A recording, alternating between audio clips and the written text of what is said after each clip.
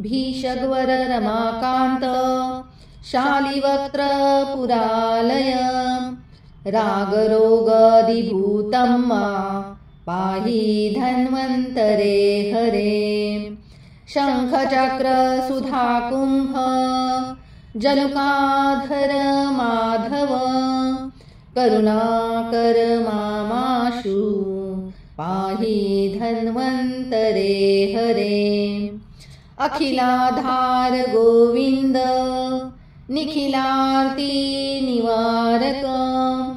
व्याकुलं मा महाविष्णो पाहि धन्वन्तरे हरे श्यामवर्ण सदानन्द शालितुण्ड पुरेश्वर विपन्नं मा विश्वबन्धो पाहि धन्वन्तरे हरे जनार्दन जगन्नाथ जलजाक्ष ज्वरापः प्रणताद्र प्रपन्नं मा पाहि धन्वन्तरे हरे सनातन गुणाराम सर्वामय कुलान्तक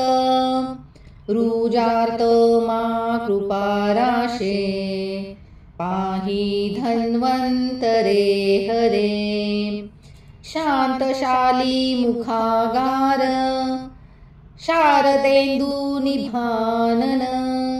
शर्मसागर निःसस्वं मा पाहि धन्वन्तरे हरे सुधाशनपते विश्व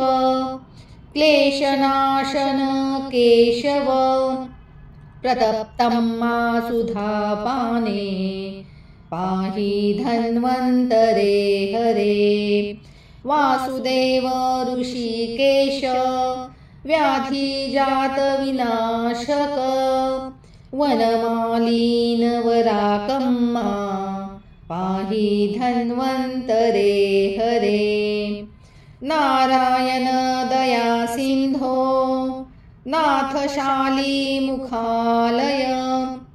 पद्मनाभ मुरारे मा पाहि धन्वन्तर हरे रोगातुरानां भयप्रदायिन् दाक्षिण्यमाधे भीषगैशमूर्ते कल्याणराशे कमलापते मां धन्वन्तरे पाहि हरे मुरारे क्षीराब्दिनाथ दरचक्र सुधाजलुका धारिण दयार्द्रशाली मुखालयेश सर्वामयापः भीषगवर सन्ततं मा धन्वन्तरे पाहि हरे मुरारे इति